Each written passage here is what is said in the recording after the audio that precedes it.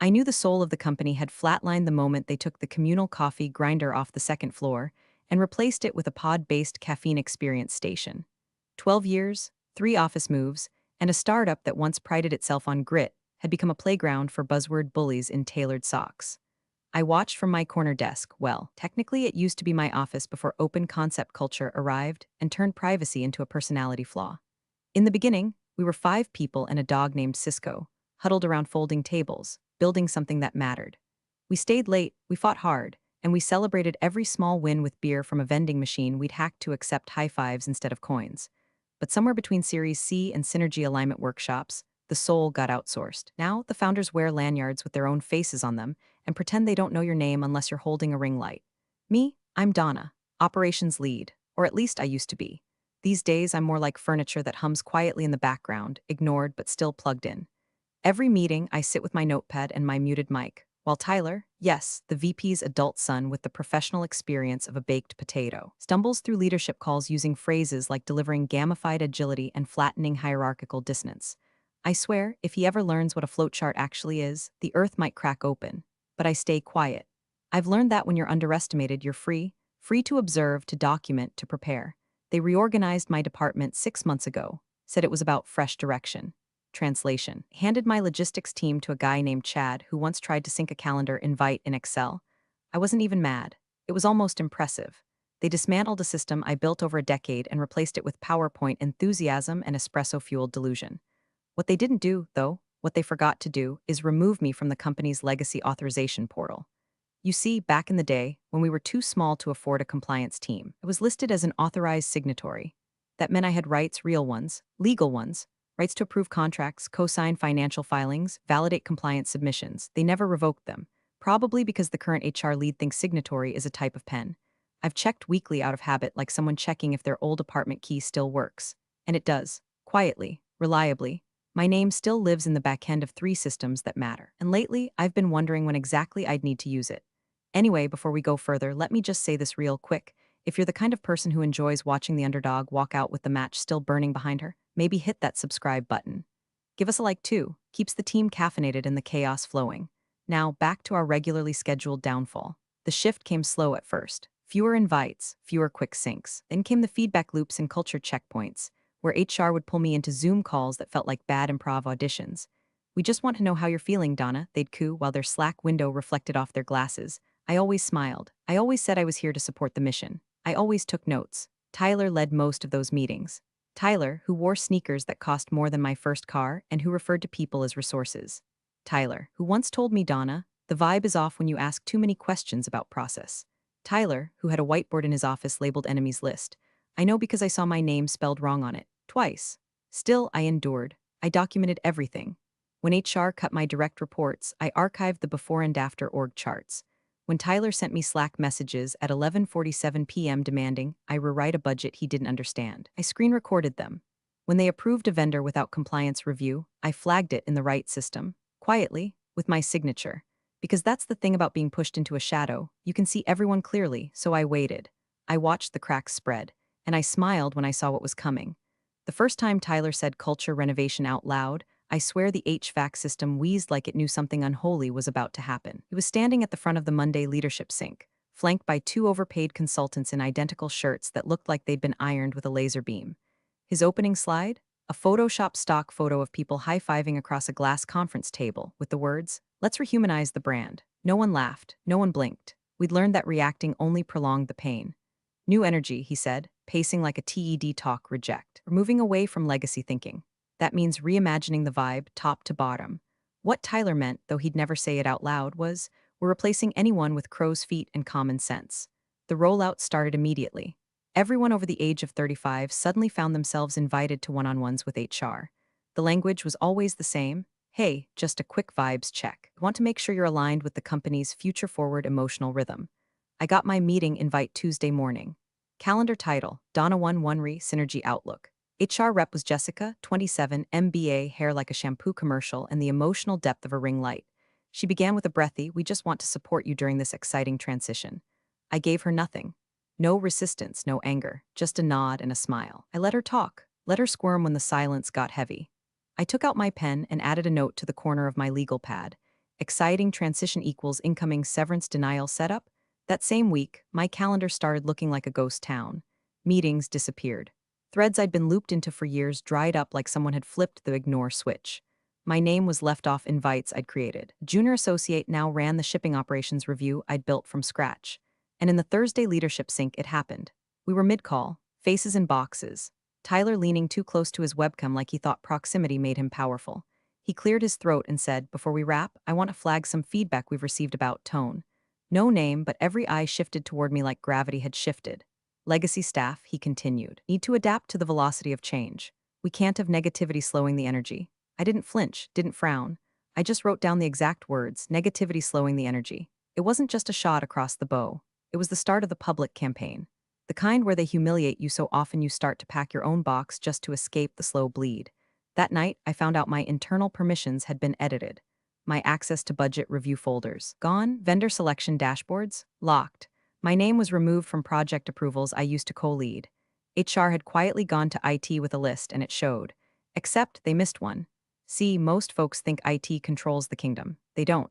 Legal does. And legal uses a completely separate system for credentialed compliance signatories. It's older than dirt and not integrated into the shiny HR software Tyler's team imported from a SAW brochure. The permissions list in legal still had me at the top, not as a legacy user, not as a courtesy title, but as an active authority. Specifically, co-signatory for NDA modifications, compliance escalation initiator, whistleblower clause validator. And if you think I found that out by accident, you've never been quietly exiled by a boy who once used learnings as a plural noun in a QBR. I checked the system that night, sipping boxed wine in my kitchen with a heating pad on my back. My name was still glowing green in the access log. Last edited, October 2018, by the founder himself. I stared at the screen for a long time, not because I didn't believe it, but because for the first time in months, I felt something besides dull humiliation. Felt leverage, so I pulled out the folder I'd been building. Yes, the literal folder. Printed documents, emails, Slack screenshots, calendar removals, a real, honest-to-God binder. Inside was everything: dates of retaliatory behavior, evidence of age-based bias, slashed responsibilities post-reorg, names of every staff member let go without proper co-signature, and most importantly, the unsigned vendor contract that Tyler approved without compliance. All it needed was one signature, mine, to turn into a mandatory legal review. I closed the folder, set it on the counter, and said to my cat, "Let's see how fast he can spell lawsuit." Then I slept like a baby. They say betrayal doesn't feel like a knife. It feels like a whisper that keeps getting repeated until you start bleeding in places you can't see. That whisper started in our Tuesday team sync when one of the new performance consultants, Reed, Tyler's fraternity buddy and business casual, slipped in a comment about legacy friction. It was subtle, directed at someone who may be resisting the new culture.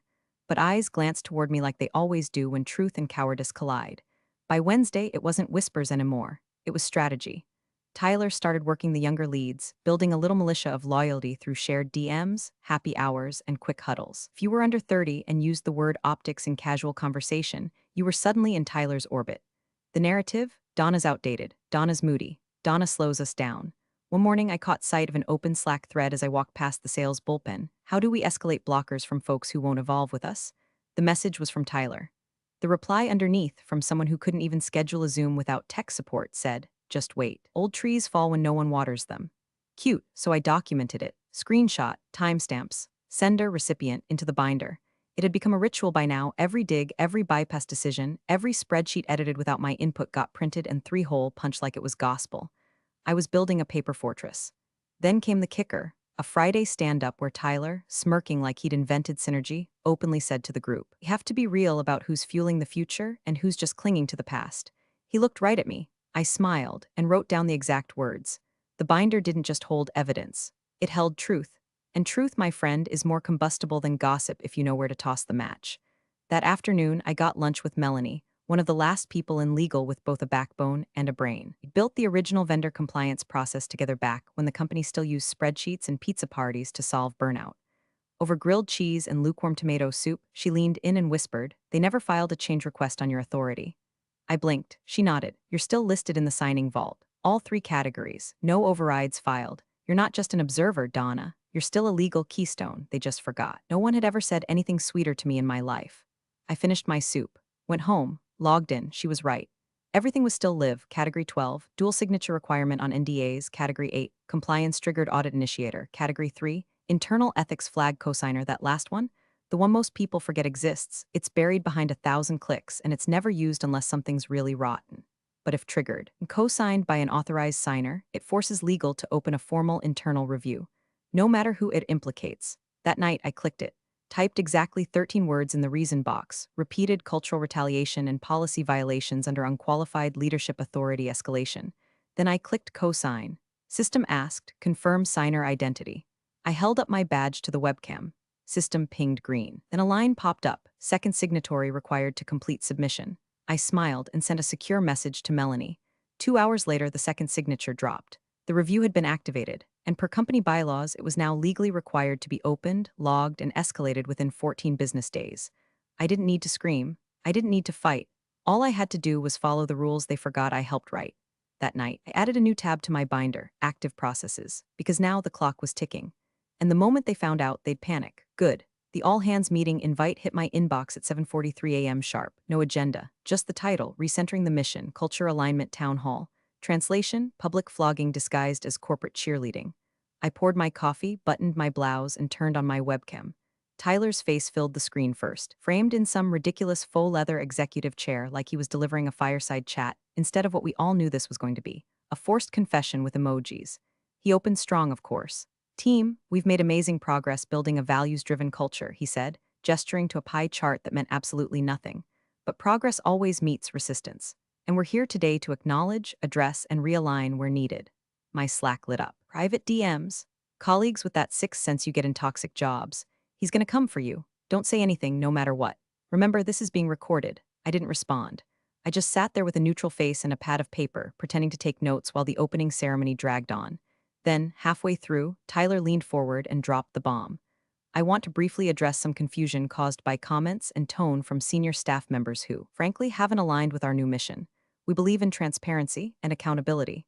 So today, Donna will be offering a brief statement of apology for creating unnecessary confusion during this transition. I froze, not because I was shocked. I expected it. Hell, I planned for it, but because he didn't even have the decency to warn me ahead of time. Donna, he continued, not even turning toward my feed, go ahead. I unmuted myself. In the interest of I began. Click. Muted. On screen, the red slash over my mic told the story loud and clear. He silenced me in front of the entire company. 178 participants watching. That's when it happened. Not rage, not panic, clarity. I reached for my lanyard. Slow, deliberate. Like a priest holding up a relic before a congregation that's forgotten what power looks like. I lifted my badge toward the webcam. Black rectangle. Old lettering. Slightly worn edges. Under my photo, authorized signatory operational clearance tier 3. The screen didn't blink, the silence stretched. Tyler stared blankly, unsure what I was doing. The interns probably thought it was performance art, but legal knew exactly what that badge meant, because no one ever got one of those unless they'd been granted system-level clearance and legal authorization.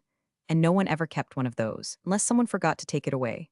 I held it for 5 seconds, long enough to be noticed, long enough to be screen-capped.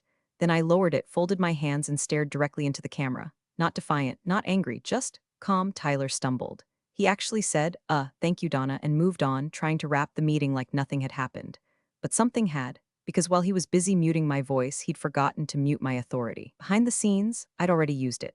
3 days before this meeting, I'd logged in and executed a compliance escalation trigger for retaliatory behavior, a notification to internal legal of unresolved dual auth violations on 2 vendor contracts, and a preliminary ethics notice on HR's bypass of structural protocol without dual sign-off, each one submitted with valid credential clearance, each one backed by documentation, each one bearing my digital signature, and each one time-stamped. Immutable, the meeting ended, Slack exploded, some messaged me with crying emojis, some just sent the badge emoji.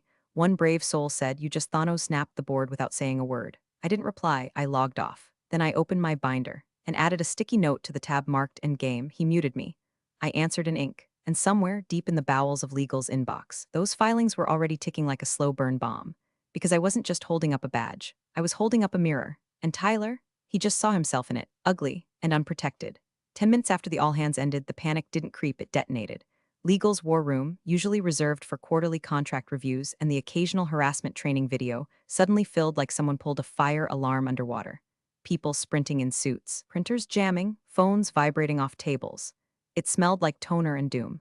Inside, a junior analyst named Cody, bless his overachieving heart, stood pale-faced with a printed spreadsheet in one hand and his other hand gripping a Red Bull like it was communion wine.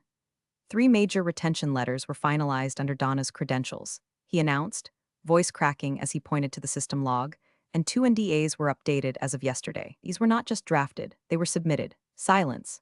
One of the senior counsels, Brenda, a woman with highlighters for fingers, snatched the papers from him and scanned like her eyes were on fast forward.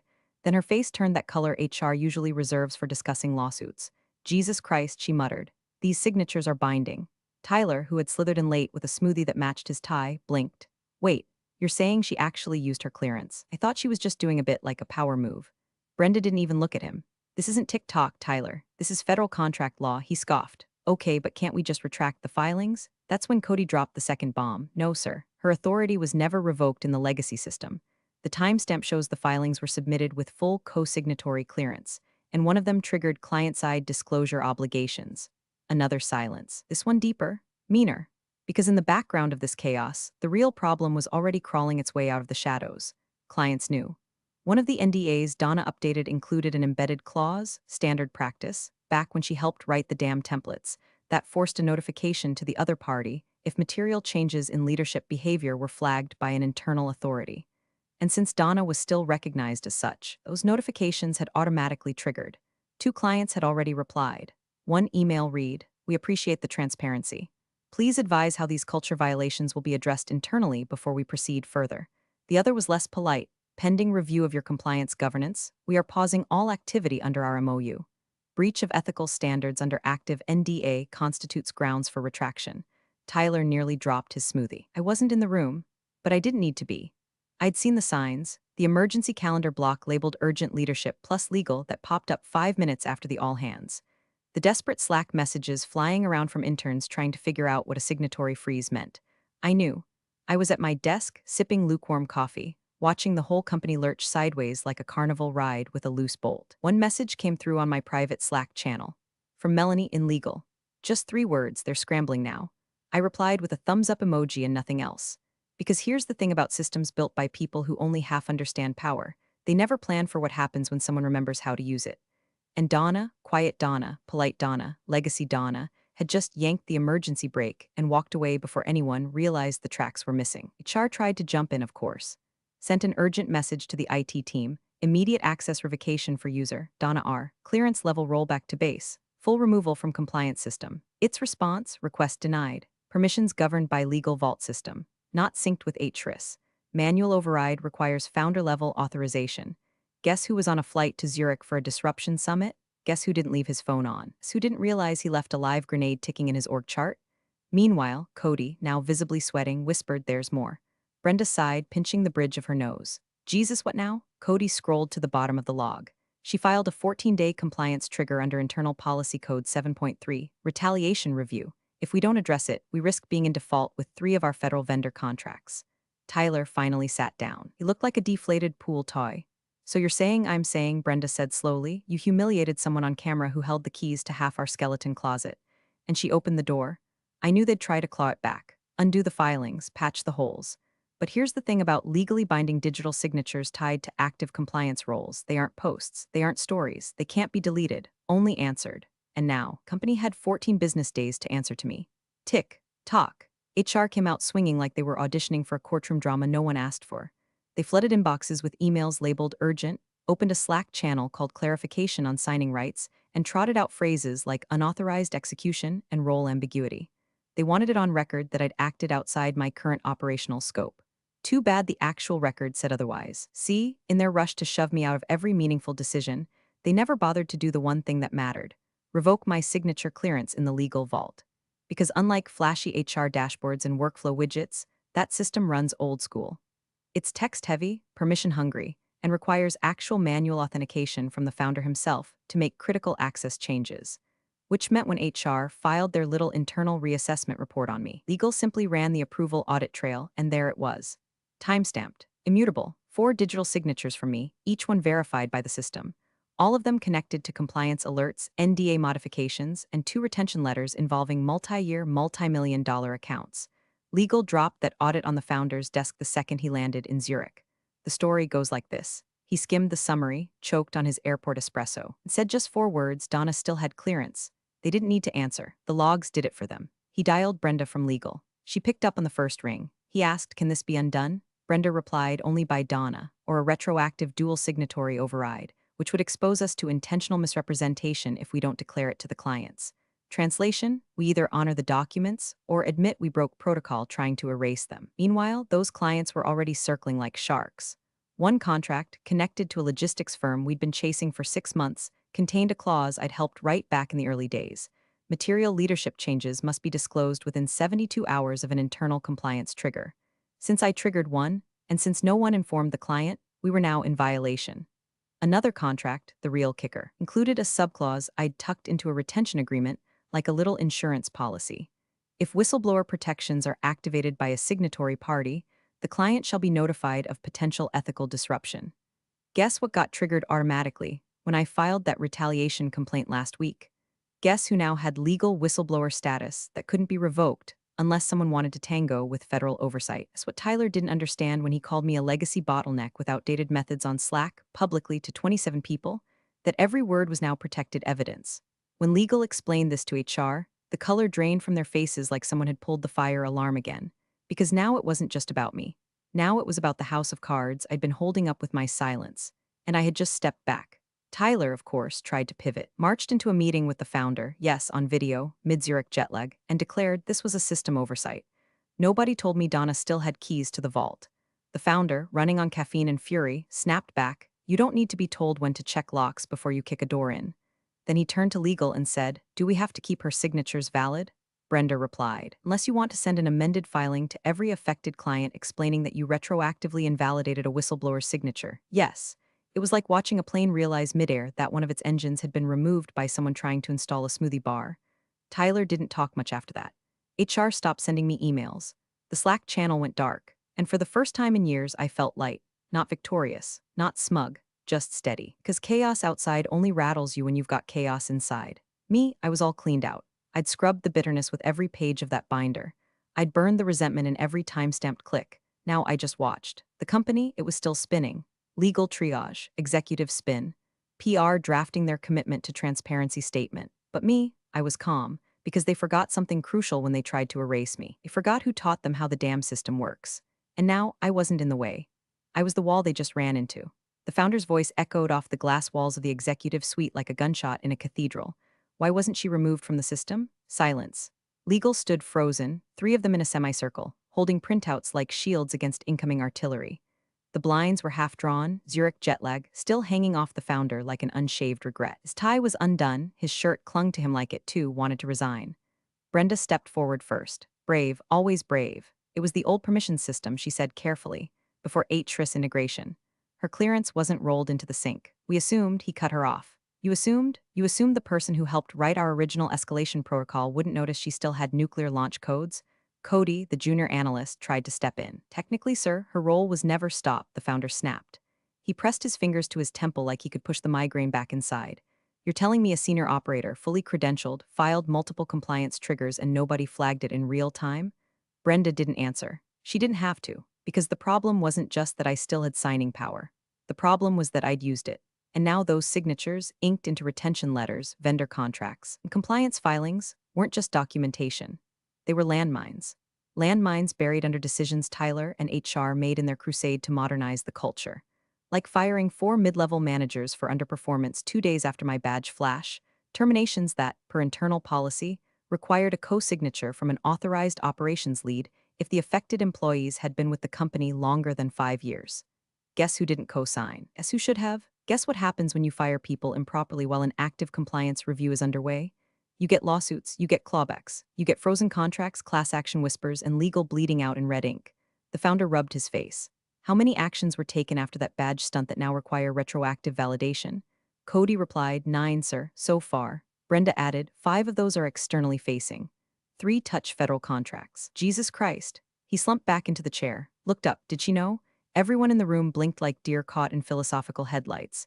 Did I know? I was sitting at my desk, floor below, like nothing had happened. Desk plants still green. Desktop tidy.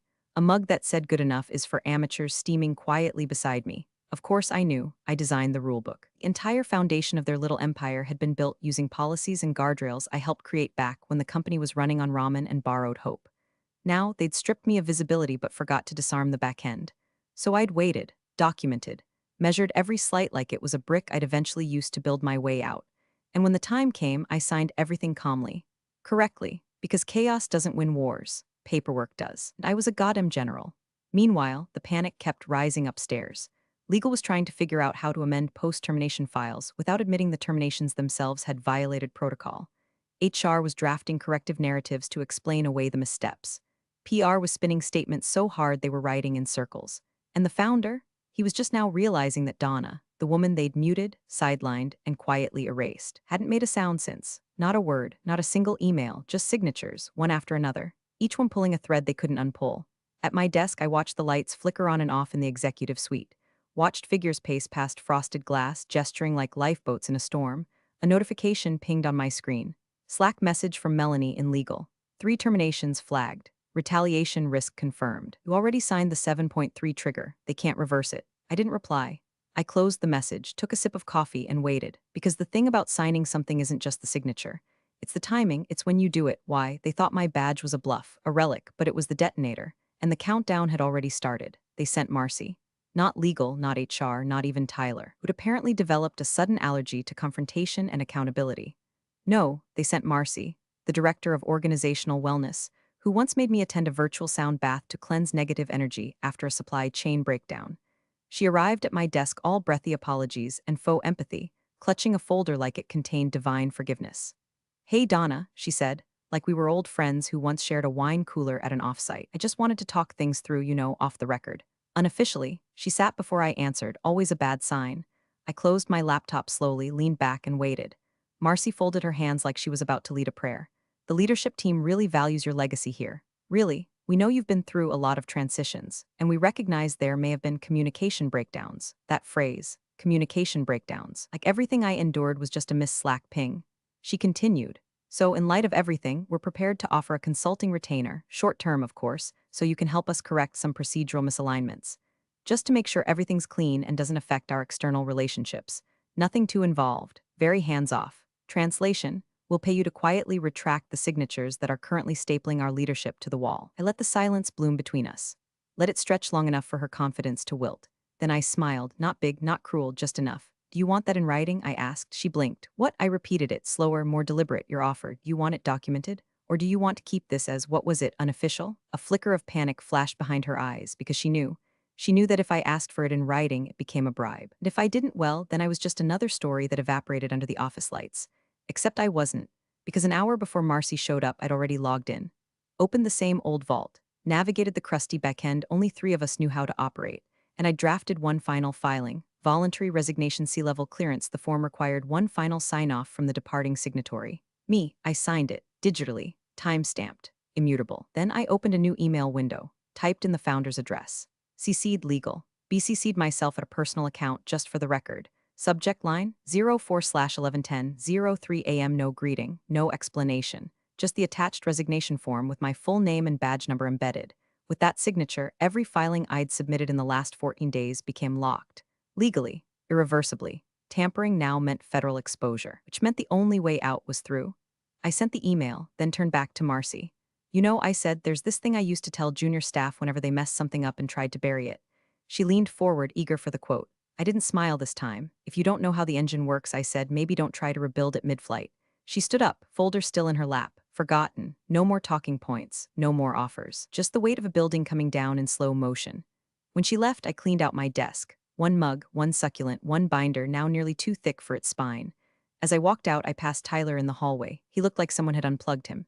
Pale, sweaty, holding his phone like it betrayed him. He opened his mouth. I walked right past, didn't look back, didn't have to. My final move wasn't a tantrum. It wasn't a threat. It was a form, filed properly, countersigned by the very system they forgot to dismantle. I didn't burn the place down. I just turned off the oxygen and walked out calm as a closing bell. The boardroom was silent, the kind of silence that swells until it feels like pressure in your ears just before a storm hits. Blinds drawn, jackets off, half-finished coffees forgotten and curdling. Legal stood at the head of the table. Brenda held the paper like it was radioactive. Her voice was steady, but no one missed the tension dragging through every syllable.